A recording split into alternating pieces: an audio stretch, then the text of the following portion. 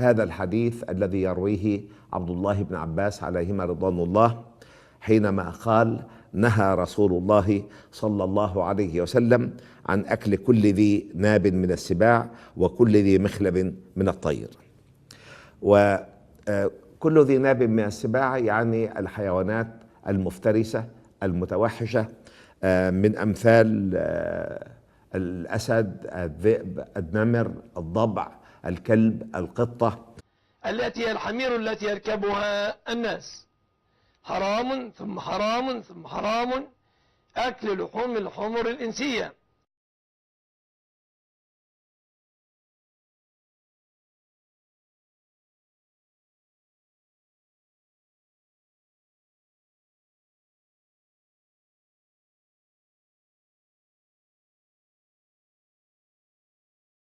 أحل لكم صيد البحر وطعامه متاعا لكم وللسيارة، وحرم عليكم صيد البر ما دمتم حرما، واتقوا الله الذي إليه تحشرون.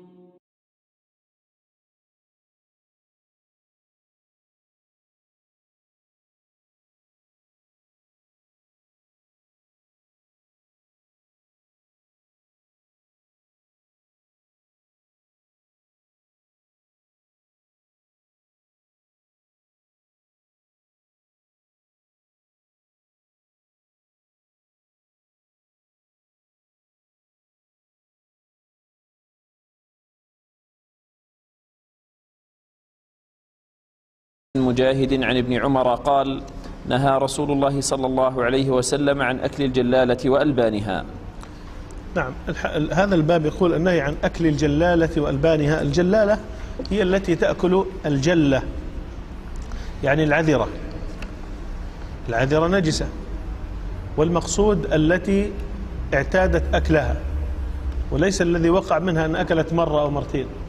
فنهى عنها ونهى عن لبنها، نهى عن يعني أكلها وعن لبنها، وربما نهى عن ركوبها أيضا. لأن وعلماء الإسلام تحدثوا عن هذا الموضوع من قديم الزمان بناء على نصوص وردت في ذلك، كلها تنتهي إلى النهي عن أكل لحم الجلالة وشرب ألبانها. والجلالة هي كل ما يتناول العذرة والأرواث، وهي تشمل الإبل والبقر والغنم والدجاج والأوز وغير ذلك من كل ما يتناول هذه المواد.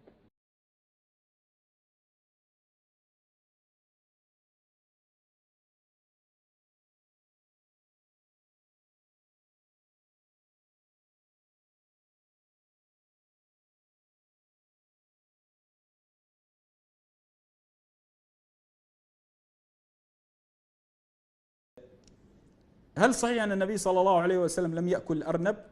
هو النبي صلى الله عليه وسلم عرض عليه لحم الأرنب فقال إنها تحيض، لأن الأرنب يلد ولادة، فقال تحيض، فلهذا النبي صلى الله عليه وسلم عافه، لم يأكل.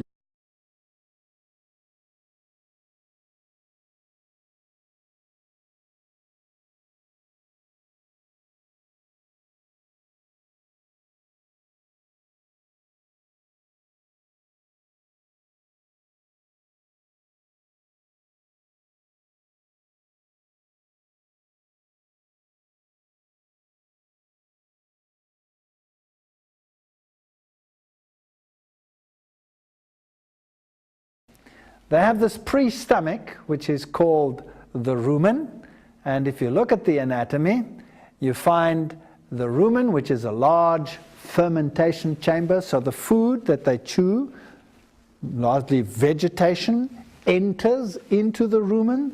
Their bacteria ferment this product, and in ruminants with a cloven hoof, this food is regurgitated, goes back into the mouth, is chewed over and over and over, and goes back into the rumen, and then it passes through various chambers like the ormasum, the abomasum, and eventually comes to the true stomach, the abomasum, where it is digested. And this fermented food passes all the way through the intestine, and the rest is then defecated.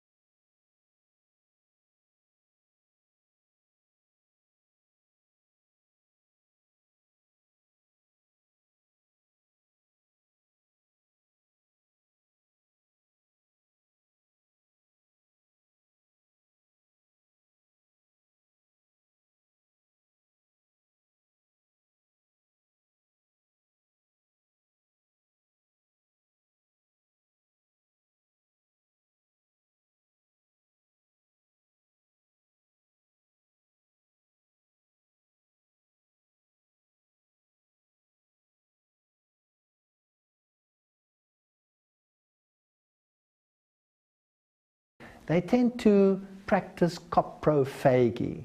Coprophagy, phagy means feeding. They ingest their own excreta. That's one of the reasons why these creatures might be considered unclean. So it's also a form of chewing the cud, but of course, instead of taking it from a pre-stomach, the rumen, and regurgitating it to the mouth, they're taking it from the other side. And that makes a big difference. When the food passes through the intestine, then waste products are left together with digestible products at the end. And when recirculated, some of these chemicals like secondary bile salts and all of these issues which are detrimental are added to the food chain. So a rabbit, for example, rather than having a pre-stomach like a cow, has the fermentation taking place in the cecum, which is at the end of the intestine. So now there's only one possibility. You can't put the entire intestine into reverse, so the product has to pass out of the intestine, and the rabbit produces two kinds of feces. One is the pellet form, and the other one is a soft form, which it eats directly from the anus, and thereby the bacteria and the fermentation products which make the meal complete are re-ingested. But because it passes right through the intestine, you have some of the secondary products which are harmful also passing through the intestine, and this animal therefore has a higher toxic load than would a ruminant under normal circumstances.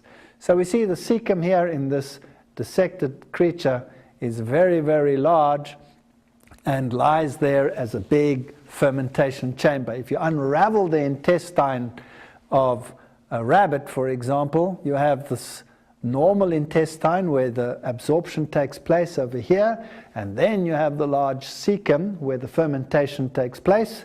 So the only possibility to re-ingest that is to take it from the other side.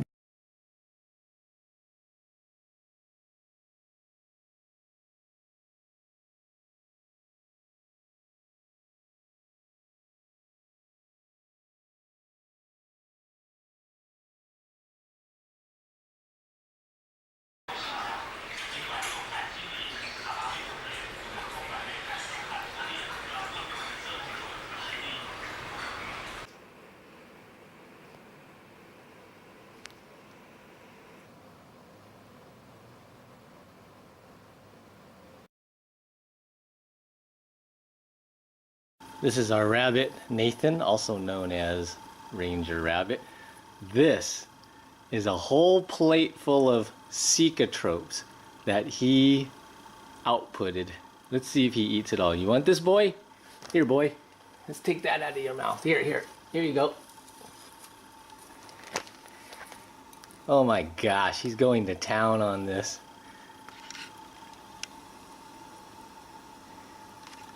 I can't believe you really like that.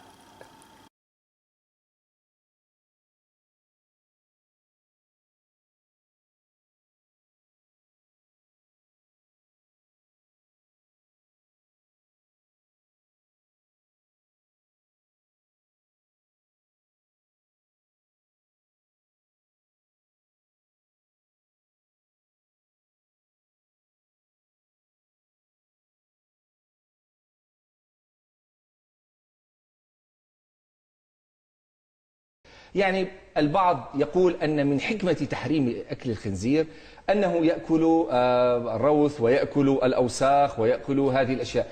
ماذا لو أتينا بخنزير وأبقيناه في حجرة مغلقة ولم نطعمه إلى الطعام النقي؟ أولا الخنزير حيوان نجس، حيوان قذر، حيوان رمام، يأكل الجيف ويأكل النفايات. حتى لو يعني ربيته في وسط يعني يحول بينه وبين ذلك، هو في فطرته في تكوينه يعني يأكل ما يخرج هو نفسه، يعني لا تستطيع أن تغيرها. بعض الخنازير والله أكلت روثها أمامهم، أكلت روثها أمامهم. فيعني هو حيوان بطبيعته التي فطره ربنا تبارك وتعالى عليها، حيوان رمام يعني، ولا تستطيع أن تغير هذه الفطرة مهما جاهدت في تربيته تربية خاصة.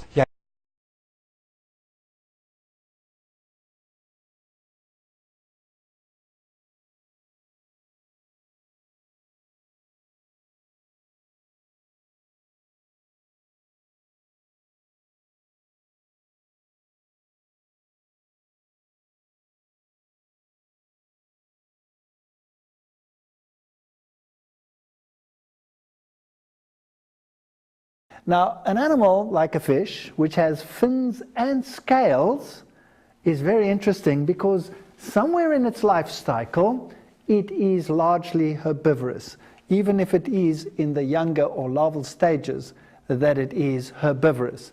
A fish is an amazing creature. It has a very high ability to detoxify itself. And of course, being situated in water, it's thermal. Eels, lampreys, catfish, all of these don't have scales. Now, where do they fit into the food chain?